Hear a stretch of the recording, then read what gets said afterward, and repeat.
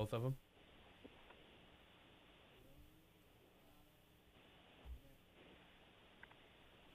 All right.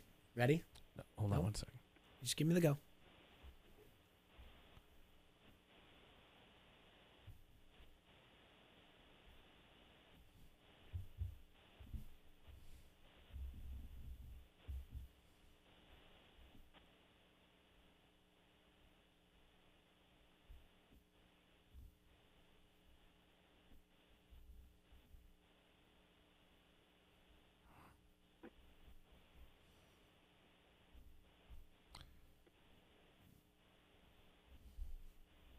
Sorry, 1 second, gang. 1 second.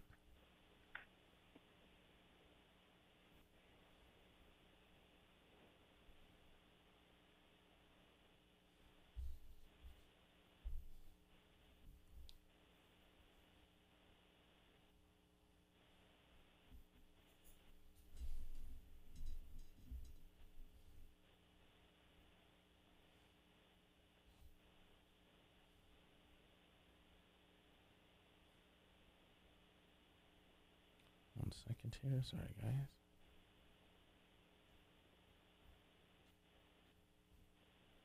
What's up? We're good to go here. Okay. Ready? We all set? We're all set. All right, we're going to knock out this intro one more time. Thank you for your patience, ladies and gentlemen. We will be bringing the pain in just a moment. All right. 3, 2. Here we go. One more again. Ladies and gentlemen, welcome to the Conspiracy Farm, where we don't start the conspiracies, we just add the water. And now, your host of the most state-of-the-art, most informed podcast on the interweb, I present to you Pat Miletich and Jeffrey Wilson. Ladies and gentlemen, are you ready for war?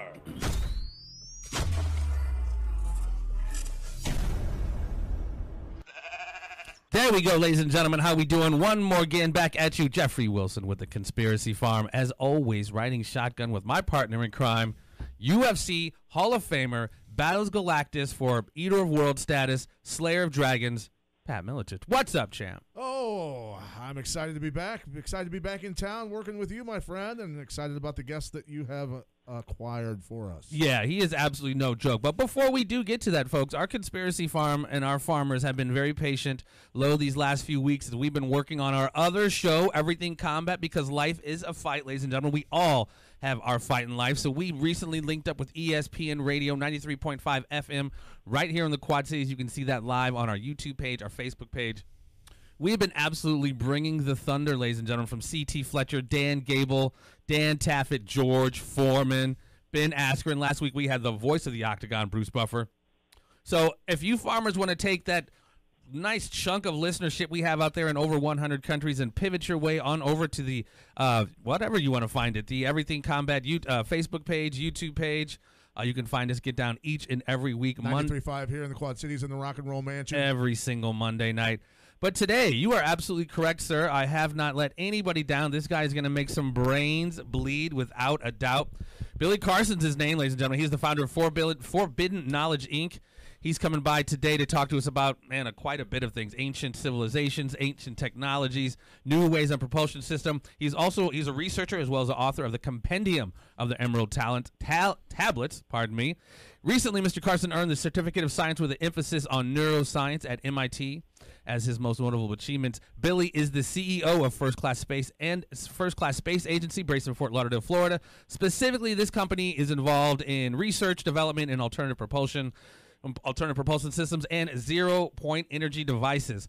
Man, that's a mouthful, but this guy is clearly an accomplished individual. A big brain, as I like to call him. Billy Carson joined us today. How are you today, sir? I'm fantastic. I'm glad to be back. I'm glad to be on here, man. Oop, got a little echo in your... I don't know if that was that him or us? Oops, yeah. I don't have any other sound on, only the sound coming from me, from my headset. Oh, wow.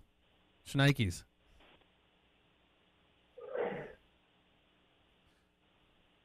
Well, hopefully that's gone now. Why don't you tell me how, this is a crazy, listening to you and a former guest I had on, Matthew LaCroix, talking about the serpent versus the eagle, and there's so much to that, man. There's so much history that has kind of been hidden, and just kind of removed from the normal timeline of history as we know it, going back to, the ancient Sumerians, and you guys go so deep into it, and it is such a very, very fascinating conversation, because if you look at so much of the division that we see now today, in my personal opinion, just understanding your research, Matthew's, Zachariah Sitchin, and great many others, these divisions go back a long, long way as to who did want humanity to thrive and who did not want humanity to thrive.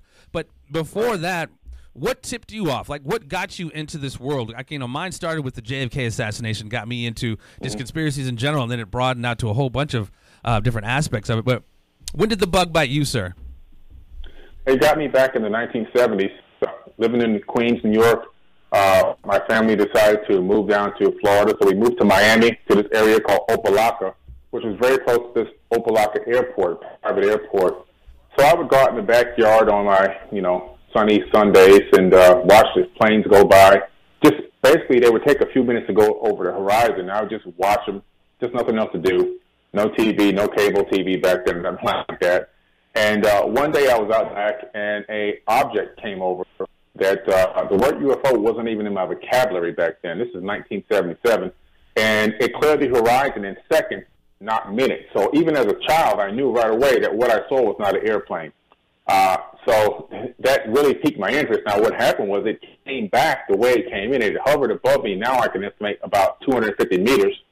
Then it took off the way it came in. So that baffled me. It stunned me.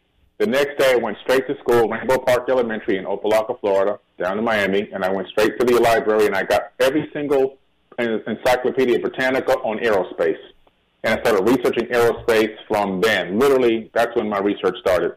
I got heavy into aerospace, everything from delta wing, swept wing, different types of stealth fighters that were being developed at the time, the SR-71 Blackbird. I'm going into everything all the way back then, and just trying to find what I saw, and I could not find what I saw. So that did really spark my interest in getting me started in looking into these types of UFO objects, which, again, I didn't have the term UFO at the time. Much later, I acquired it, but at the time, I just knew it was something that was out of the ordinary. Well, definitely that would probably shake you, especially as a young man. I mean, that's, like all of us in any of these questions, even as a grown adult, I still have like way more questions than I do answers. So clearly that spawned a whole litany of questions. And like I said, you've tumbled down the rabbit hole. Like I said, now you're dealing with, new propulsion technology. But, some of your specific information and research that you've gone into is ancient in orientation. Your Sumerian tablets, your Nag Hammadi scriptures, your Enuma Elish. I mean, I want to qualify these and kind of let everybody know what these things are. But when you start going back into time, where does it start for you? Kind of everybody's timeline is a little bit different. But, where does like, again, when we talk about Graham Hancock saying we are a civilization with amnesia, that covers so much time from the, the Akkadians, the Egyptians, it goes back a really long ways up till, people say things started 400, 500,000 years ago. Where does your timeline start? It really starts where the writing of Thoth is evident, and that's in the Emerald Tablets. And that's why I wrote the book Compendium of the Emerald Tablets, is because that was the oldest evidence of writing that I could find that told a prehistory of mankind. And now the book is written the tablets are written 36,000 years ago, but the story goes back hundreds of thousands of years. As a matter of fact, there's one epic in there that Thoth is talking about, and Thoth, who's an Atlantean, I'll go into in a minute, is one of the original Atlanteans that came to this planet, and he talks about regenerating bodies for his own personal use for 100,000 years. Just to give you an idea of how big the time scales are. These are really big time scales. But the reason why I found it very interesting to go into the Emerald Tablets is because it talks about a great flood 36,000 years ago. That's the opening scene in these tablets. And then it talks about a UFO that he is told by his dad and his crew to get into, and they lift off until the earth disappears, and then they descend on the land of Chem, which is what ancient Egypt really was called, Chem, the land of Chem, which is where you get the word chemistry and also alchemy. And his mission and his crew's mission was to bring back civilization to a higher level. So here we go. The key phrase is bring back civilization to a higher level. In other words, it was already at a higher level long before this great flood. So how long were we at this high level? This is beyond 36,000 years. So this is handwritten evidence, in my personal opinion, that there were high levels of civilization long before, in the deep, deep antiquity, long in the ancient past, and high technology, and we're just now starting to rediscover all this technology and trying to get back to the level that we used to be at. Yeah, I mean, as you've spoken about, many the civilizations, whether we realize it or not, it's not linear that we were some caveman and now we're so super smart. Civilizations have come and gone, throughout the eons. And when you go back to something like the Sumerians' kings list, they wrote from heaven, kingship basically came to earth. And within that, why don't you explain, what is the Sumerian kings list? Oh, the Sumerian kings list is amazing. It's a amazing stone piece of work that's done in cuneiform text, etched in with a stylus, baked into this clay, and it's in the Ashmolean Museum in Oxford, England. And it's really stunning because this is antediluvial kings. This is a list of kings that basically ruled over the earth for a very, very long time. And when you say, I don't mean to stop you, because when I was talking to Matthew, we were talking as if everybody knew what these terms were. Please qualify antediluvian for us. What does that mean? Okay, pre-flood. So we're talking about before the flood. What happened was before the flood, the Sumerians themselves would rule, or these Anunnaki gods that ruled over these Sumerians were the main kings. In other words, that was the main bloodline. What we would call a Homo sapien was more of the worker bee. They didn't have any kingship. They didn't have any control over the masses of people. Everybody followed whatever the Anunnaki beings told them to do, and they were basically just slaves. Was that the Igigi? The Igigi were working class Anunnaki, actually.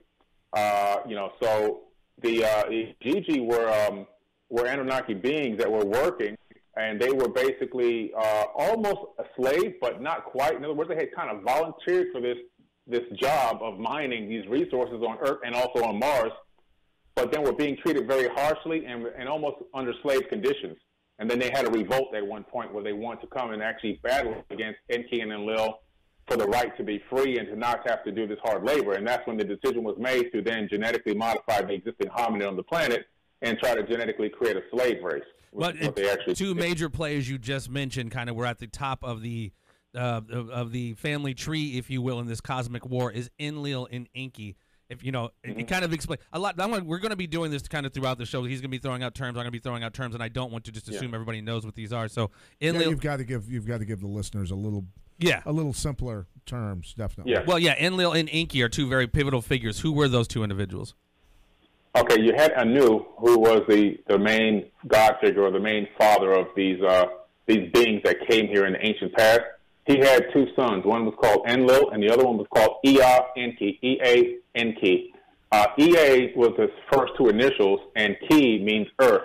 So basically the earth was actually named after him. But even though the earth was named after him, he had a higher rank than Enlil, but Enlil had superseded him for whatever deeds he had done according to these texts. And Enlil actually became the ruler or the king of earth.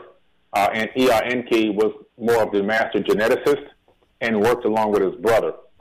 So these were two beings that came here that are talked about actually in the modern-day Bible several times. For example, Enlil is actually Yahweh in the modern-day Bible. And Enki is also known as the serpent because Enlil had called him the serpent that came to the garden to talk to Adam and Eve, which was actually a very sophisticated laboratory. And Enlil was known as the Lord of Eden, E-D-I-N, or he was also known as Satan, the Lord of Eden, in some of the ancient texts. So you have Satan, and you have the person who was called the serpent, who really wasn't the serpent. He was bringer of light, bringer of knowledge, is what. We're gonna get whatever. I have to ask. I mean, with all of this knowledge and everything that he's talking about, have you ever had death threats from people of the three major religions of the world? I mean, do people say this is sacrilege and things like that and go after you at all? Oh, they go crazy online and they type hard on their keypad. Keypad warriors. Keypad warriors, but I've never had any, not from them. I mean, the true the true people that are dangerous in this whole conscious movement are not the religious. Well, the religious people, it's the specific group of religious people, the ones that believe the earth is flat. Those people know a are the couple most of those. dangerous. Those are where I've had death threats. I'm going to shoot you with an AK-47. I'm going to kill you at the Conscious Life Expo, which I have screenshots of this even on Instagram on my legal team at Forbidden Knowledge, and had to report them to the FBI and so forth. So those are the dangerous ones. Those, I guess, fanatical. You know, you have the people who are fanatical. They don't. If you're saying something that goes against what they believe, and they get really radical. And well, it's not even just what individuals believe. What you just described, and I'm with this. I'm not particularly religious at all, and I don't mean to. My intent is to not offend. What you just described, you know, with Enki being the serpent, et cetera, and we see how the serpent plays out, the role of the serpent kind of throughout history. Reality has been almost completely inverted, where the reason for Jesus and descend of this begotten son was the original sin, the fall of man, which was this conversation you're talking about. But when you go back and see what these things really are, it's really, really symbolized, it's way different than what we're taught. But within the Christian religion, it's, and I'm not knocking, whatever, I hate to keep saying that because I'm not really trying to. There's commonalities of threes in Masonry, though, in Christianity. And the 3 stars, you know, where well, not just that, where it's almost like you're, how do I say it? It's like, don't fall for Satan's trick. Satan's trick is to tell you that, you know, he's the good one and Jesus was the and I don't mean to frame it like that, but at the end of the day, the serpent wasn't this bad thing that we were programmed to believe was. He was, or correct. It was. That's at least not by correct. this. At least not by these teachings. Right. No, absolutely. Well, you have to understand one thing. The modern day Bible is just an accumulation of plagiarized information that can be found. Every single bit of what I'm telling you can be discovered in ancient texts. So if you look at the book of Genesis, you have to go to the Egyptian book of the dead, the Tibetan book of the dead, the Sumerian tablets, and the 42 laws of Matt, a little bit of the Bhagavad Gita in the Old Testament, not a lot. But when you get to the New Testament, there's more of the Bhagavad Gita in there. There's more of the Egyptian book of the dead, the Emerald tablets of Thoth, where you have Jesus speaking in the New Testament. You can find all the stuff he's saying in the Emerald tablets of Thoth. Now, the Bible was written between 100 AD to 900 AD, and the Emerald tablets was written 36,000 BCE. So what do you have here? Which came first, the chicken or the egg? So what you have here is evidence that Jesus himself, who now we know for a fact, even in the Bible, he had gone to Egypt. He was a student of the mystery schools, because if you go to another ancient text that's been left out of everything, but you can find it, it's called the Gospel of the Holy 12. Very hard to find scriptures. They're very expensive. I had to pay $650 for one book, one copy of these scriptures. And they talk about where Jesus was from the age of 14 to the age of 33, when he disappeared from the modern Bible. He was in Egypt, and I've been to the house in Egypt where he lived. Him and his mother lived there. The house is still a shrine in Coptic Cairo. Anybody can go there and visit there. I'm going back again this summer. And then he learned the ancient Egyptian mysteries, which is why the words he's saying are the same words as Thoth, because he learned from the same Hermetic principles. Then he left there and went to India to learn Reiki healing, and he went to Tibet to learn the mystic arts. On the way back, he taught reincarnation the whole way. So this is really what the Bible is truly predicated on. It's predicated and based on a system of understanding reincarnation and the fact that we're living in a universe that's a created universe, but as Thoth talks about it, it's a holographic realm. It's a light matrix, basically. And this is what really makes it interesting. Well, this is what I told Pat a long time ago, not too long ago, this summer. I'm like, Jesus was the first victim of the deep state. You know, he was teaching people, you know, kind of what they didn't want to be taught, and that's kind of emblematic throughout history. But what he was teaching is basically the same stuff that's been suppressed and hidden. Pat, were you gonna say something? He got JFK'd, buddy. He did. He was the OG JFK. You know, and when we fast forward, Billy, and I apologize, this is something that has been sticking with me for quite a long time. Is, you know, the announcement of, it's like we've been conditioned that something is coming, and then all of a sudden an announcement, you know, they're releasing, you know, the Pentagon releases and Department of Defense, you know, fighter jet cameras that have caught, you know, alien spacecraft, whether they are ours or someone else's. We're not sure what they've been working on, but then all of a sudden Space Force is announced by President Trump. And is that the preparation for say the Anunnaki return? I mean, do they know something we don't as far as that goes? You know, it's interesting. I mean, you talk about the Pentagon situation, which they had, through a Freedom of Information Act, had released these ATIP documents. So these documents came out that talked about this entire investigation and research that had gone on by the U.S. government, and then all of a sudden, those documents disappeared from the server and are nowhere to be found. You can only find about 8 or 9 of those documents, 8 or 9 pages of a complete 450-page document, which talks about a lot of weird experiments and cooperative things that we were doing with aliens and cloning and all this weird stuff. And you can still get that from the FBI.gov site. It's bizarre. But I think that this whole Space Force and all this other stuff that we're moving into is going, they've done their research as well. And Anunnaki, I still believe, truly are in contact with the U.S. government and maybe are still in some ways behind the scenes running part of the behind the scenes secret programs. But I believe that when you look at the Emerald Tablets, and Thoth is talking about a big battle that's coming. This is where the Bible got it from. They got it from the Emerald Tablets. But Thoth says that he hit a ship, and he ain't talking about a ship that goes out in the ocean. He says he hit a ship underneath the Sphinx paw. And underneath there, he said, the wise man will figure out how to release my ship and fight this enemy with ease and destroy them.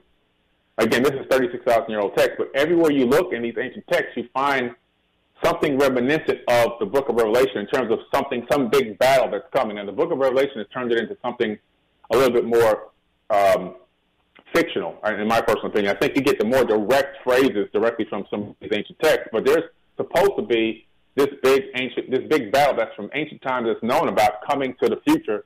And I believe that because these governments, like our government, they dig into all this stuff. They went to Iraq, they went straight to the museum, and at Saddam Hussein's museum, and they blew the doors open. Before they got to anything else, they went straight to the museum and took all the artifacts and all the texts and all the cylinder scrolls out of there. Then they went to the ziggurat of Ur and took this device out of this ancient stone device, kind of reminiscent of the Stargate sphere. That place, that place in Ur, that ziggurat in Ur is absolutely amazing, especially when you realize how far back that was built. And that was a question I was going to ask you here in a little bit, and I asked Matthew the same question. You know, your thoughts on this war in Iraq, and you're exactly right. The libraries of antiquity were absolutely sacked. Is it a coincidence that these are where we've been at war with? You know, in Iraq and Syria, this area, this cradle of civilization, you know, this Mesopotamia area for so long. Obviously, you know, you feel there's some looting going on. The weapons of mass destruction were not nukes and dirty bombs. The weapons of mass destruction were most likely a Stargate and possibly the Tablets of Destiny, or one of the Tablets of Destiny that have been hidden on Earth by the Anunnaki. Whoever has control of these Tablets of Destiny controls the entire galaxy. Or supposedly they win every battle. And these same tablets are talked about in many different texts. They're called different things. You can go into the Bhagavad Gita, the Mahabharata.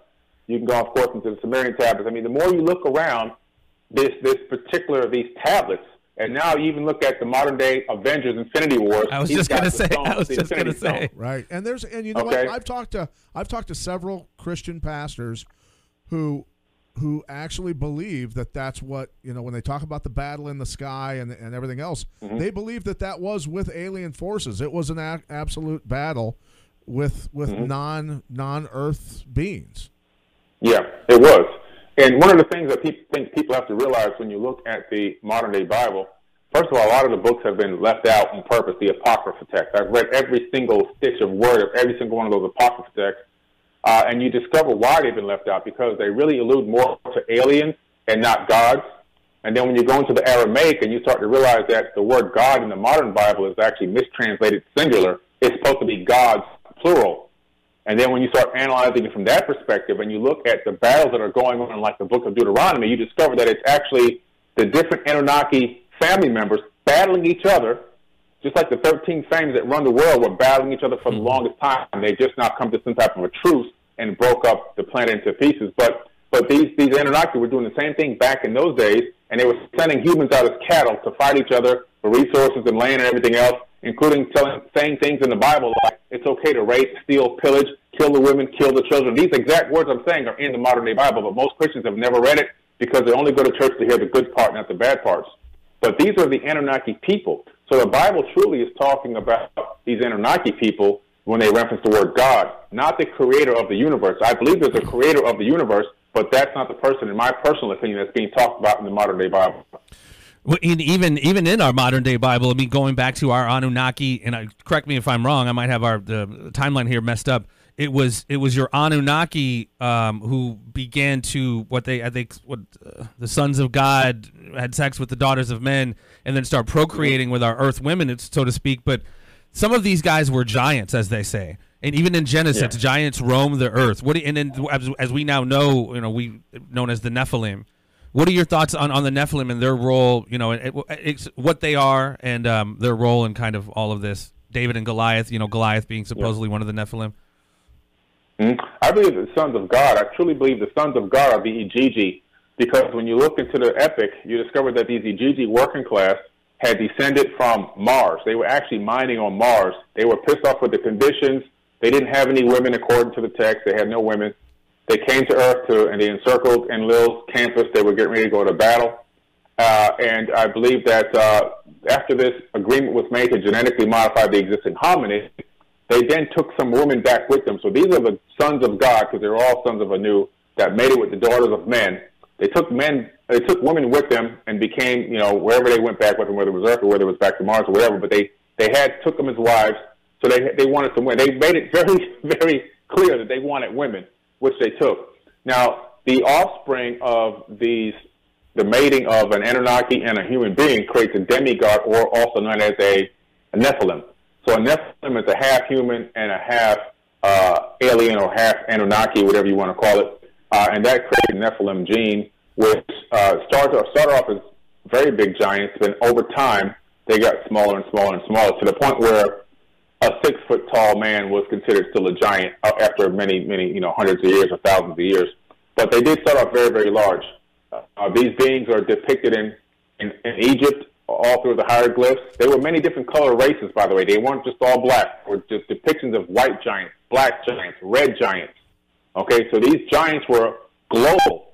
And also the Anunnaki were also global. This is an Atlantean civilization. Atlantis was not just a ring city in the middle of the Atlantic Ocean. Atlantis, the ring city, was just a capital. The entire planet was Atlantis. You're sitting on Atlantis. I'm sitting on Atlantis right now. Atlantis was everywhere. It was a global civilization. No matter where you go on this planet, you're going to find megalithic structures, all based on the same exact architectural technique. And no matter where you go in the solar system, you're going to find the same structures. On the moon, the Mars, the moons of Saturn, the moons of Jupiter, you're still going to find the same exact structures there, which means they were probably an interplanetary civilization. And maybe even, we don't know this, but maybe even intergalactic.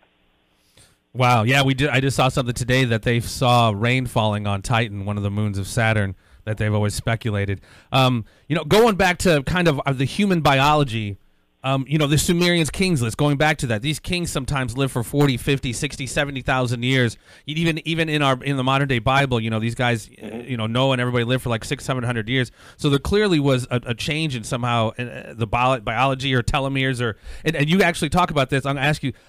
So talk to me about junk DNA and how that coincides with chromosome number 2. Okay.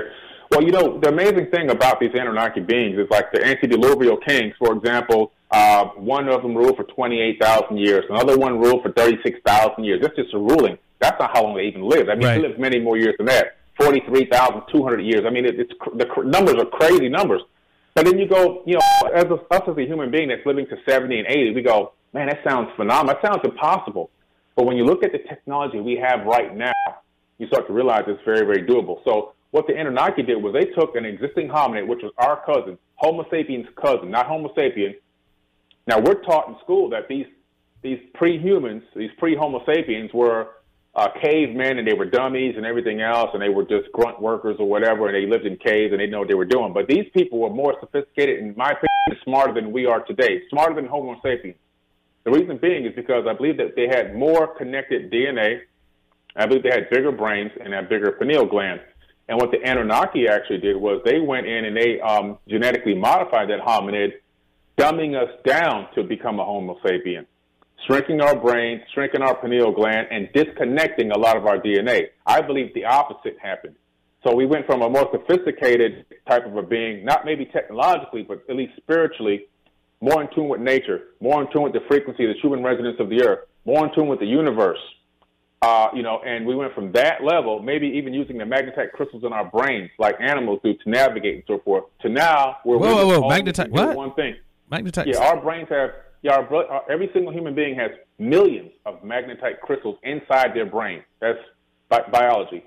But turtles and birds and so forth, they all use those crystals to navigate the planet, to navigate magnetic fields, to return to their birthplaces and so forth and so on. If there's a tsunami coming in inland, okay, the wild animals know ahead of time to leave the shoreline.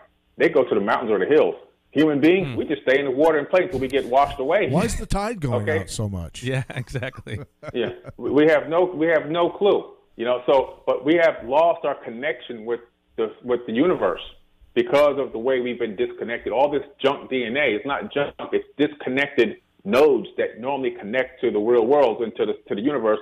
See, what people don't realize is DNA is a storage medium and a Wi-Fi source. It sends and receives wireless information, scientifically proven, and scientists have taken 1 gram of DNA, which is enough to put on a pinprick to put on the tip of your finger, and they was able to store 700 terabytes of data on 1 gram of DNA. They were able to download information onto it from a server and upload the information back to the server in zeros and ones. Now let that marinate, ladies and gentlemen. You can store information. Internet code is basically ones and zeros, a binary code, and then you have DNA, which is basically what is it? Adenine, guanine, thymine, cytosine. So it's basically the same kind of code, but they are storing information on DNA and re-uploading it. Mind blown. That's it. Mind blown. And the thing is one human being has enough DNA to store the entire information contained in the entire universe since 13.5 billion years ago till today. So what? So now you see how powerful the human body, the human avatar is created in such a unique way.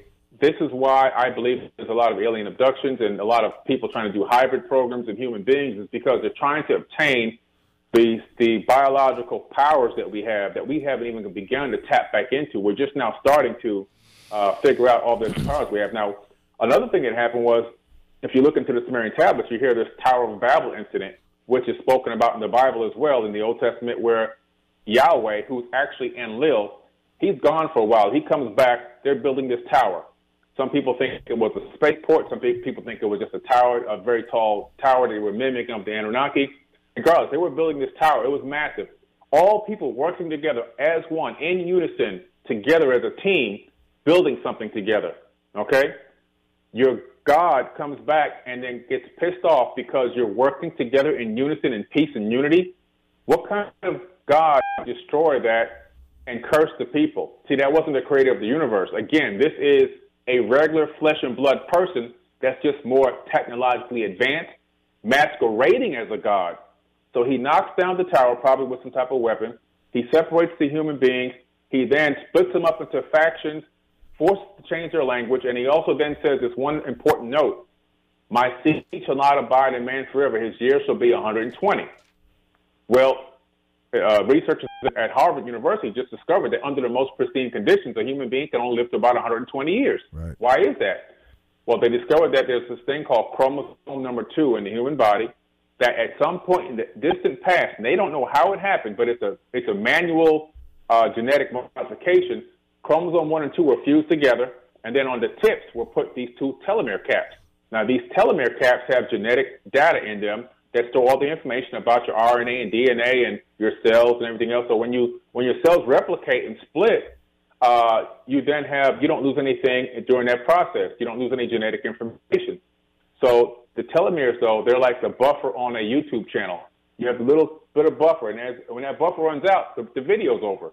Same thing happens in your body. So when the buffer material runs out in those telomeres, that's it. Your body starts the death process.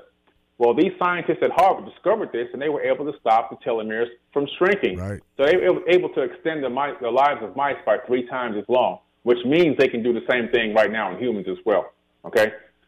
So you have here more of the modern science backing up ancient texts again, where we're talking about what's going on here with lifespans and so forth. It was an amazing correlation. And that honestly lends into epigenetics as well. As something we thought that was so crazy. I can confirm what he's saying because I had a phone call with the scientist who originally was at UCLA at the time when he won a Nobel Prize for figuring out how to lengthen the telomeres.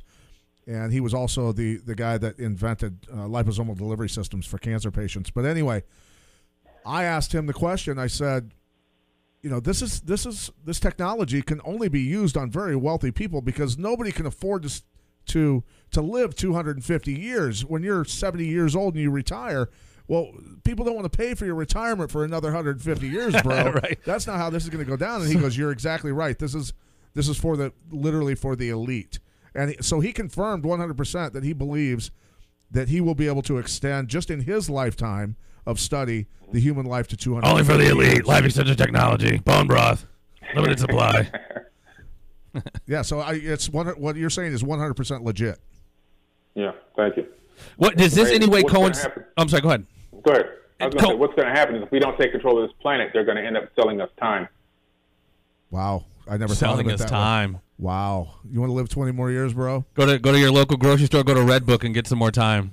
Don't go to a movie or a video game, get some time. So does this coincide at all with the 2045 project with Russia? Or how? I mean, what is that?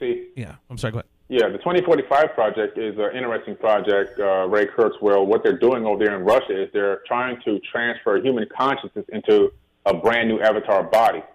Let that marinate. Let that marinate. Yeah. Transferring consciousness into another human body. Go ahead. Right. Just like the movie Avatar. Now, this is all talked about. The movie Avatar, they took all that information directly from the Emerald Tablets. Predictive programming, for sure. Book. Same as Prometheus. Prometheus was another one, basically kind of talking about the Anunnaki. Absolutely. Absolutely, no doubt. So when I went and started researching these Emerald Tablets, and I go, oh my God, this is what's in here. So it talks about transferring his consciousness into another body. Then when he's in that body, he takes the previous body and he puts it into a rejuvenation chamber and leaves it there for 100 years while he walks amongst men. And according to him, he's done this 100 times 100. So that's 100,000 years he's been alive, transferring his consciousness back and forth into different bodies that he created. That was the beginning. I mean, if it's based off of X-Men obviously stole it, but the beginning of X-Men Apocalypse is that very thing. Apocalypse literally is all old and transfers his body and his consciousness into a new being. So, yeah, I mean, it's kind of weird how it's kind of whatever they call it, predictive programming, or how they tell us what they're doing or going to do, but it's couched in this fiction, you know what I mean? It's like, and if you talk like this, you're like, oh, you've seen too many science fiction movies or whatever, when in fact it's absolutely on point. Yeah, they're just hiding the truth in plain sight. So what's happening now, 2045, is they said, okay, we're going to first start off in 2015, which they've done already, transferring consciousness into a computer. So they've transferred a monkey's consciousness into a computer. I've made many posts about this on Forbidden Knowledge, showing it's actually made the news. It made international news. It was a very well-known thing. The monkey's in the computer. It thinks it's eating bananas and climbing trees and everything else, but the monkey physically doesn't exist. It only exists in the computer. Then the next step was to transfer consciousness into a robot, which the DARPA project has already done with Boston Dynamics. They transfer a military soldier's consciousness into a field robot. And so kind of like a symbiotic relationship, just like the movie Avatar, where the guy is laying in the one chamber, he's controlling the avatar and a whole other, thing. So, and then, you can wake up. But now the 2045 goal is to now take cloned bodies, cloned avatars that have been genetically modified, no disease, no telomere shortening, no nothing, can live for 10,000, 100,000, 200,000 years, whatever the number is, and you transfer your consciousness into them. And people go, how can you transfer consciousness? So the only thing stopping us, or that was stopping us from doing that, was storage medium. We couldn't find enough hard drives to store that kind of content. Now we do with these DNA hard drives that they're developing. DNA hard drives, like I told you, one human body can store the whole universe. So that means that you only need a hard drive probably the size of your cell phone to store one human's consciousness and transfer it to another body. That's so crazy. It's absolutely mind-blowing. Now, so to ask you this question, do you believe in an actual spirit inside of this machine that we're walking around in? Yes, I do believe that. I think that the consciousness is the only thing that truly really exists in the third dimension, and that's why the consciousness has to animate the avatar. In other words, if I take a clone of you but there's no consciousness inside the brain. There's nothing there. Right. Your body's just going to lay flat on the table. It's not going to do anything. Once I inject consciousness, that light being into the actual avatar, it animates it, and it becomes what we call alive. You can control it. You can move it around. You can move the arms. But when the consciousness is removed, it's nothing but just a meat suit. And so this consciousness is the spirit that's hopping from avatar body to avatar body.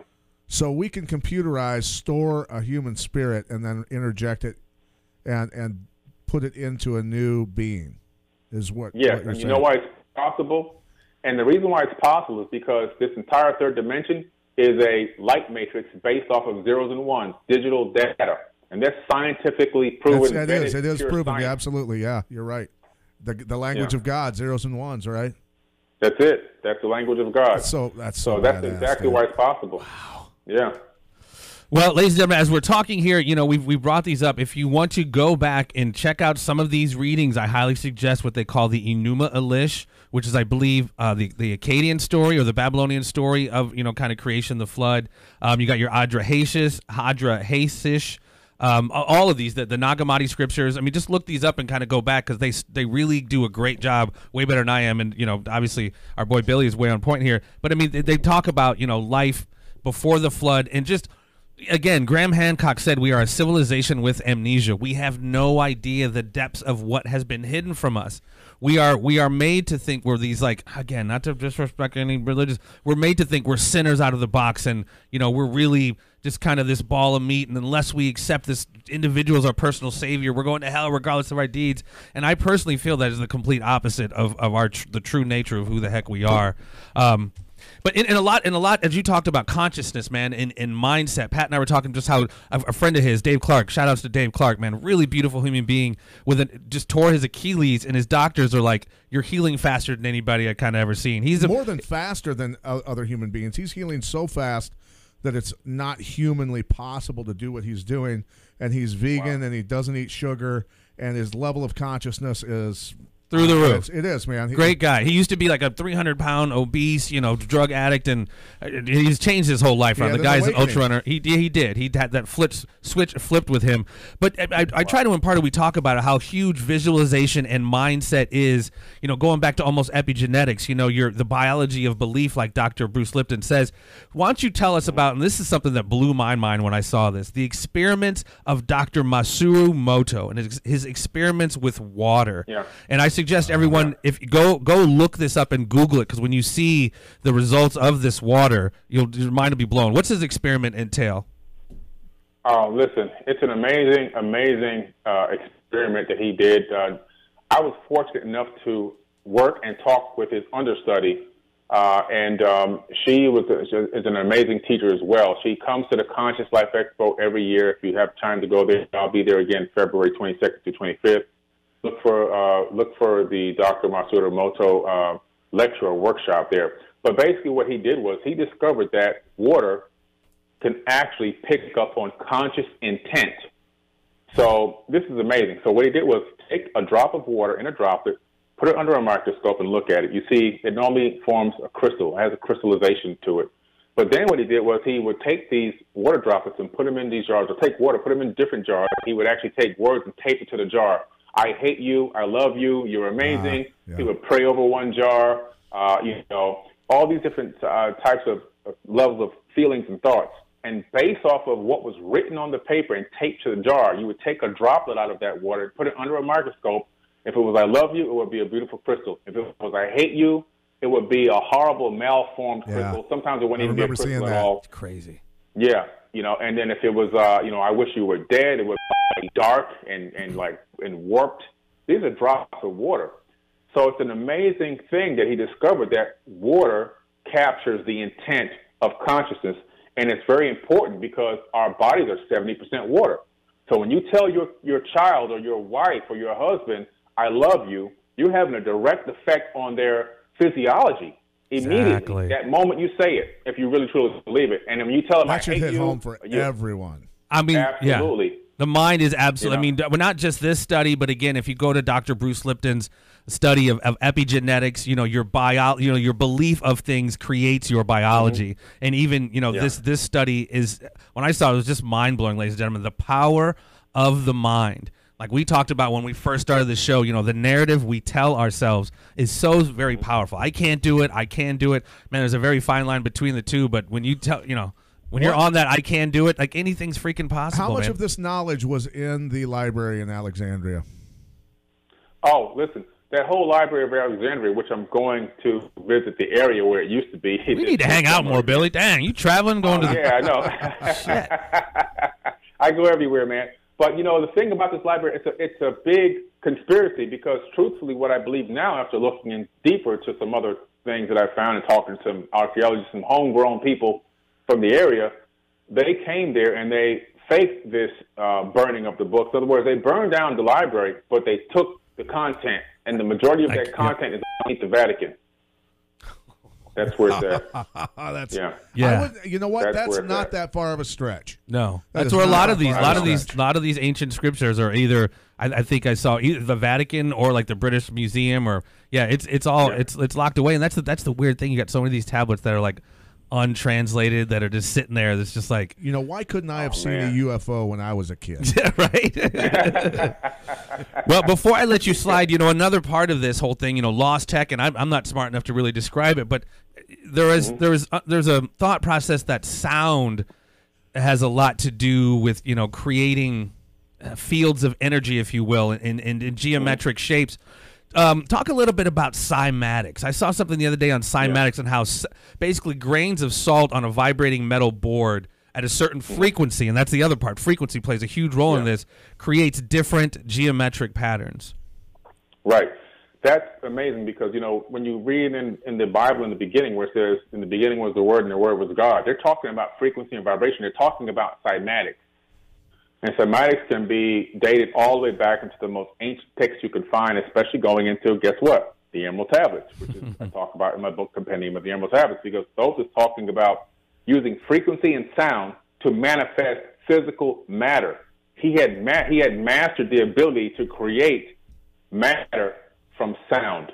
And, these ancient Atlanteans, these Anunnaki people were masters at sound, and cymatics is basically...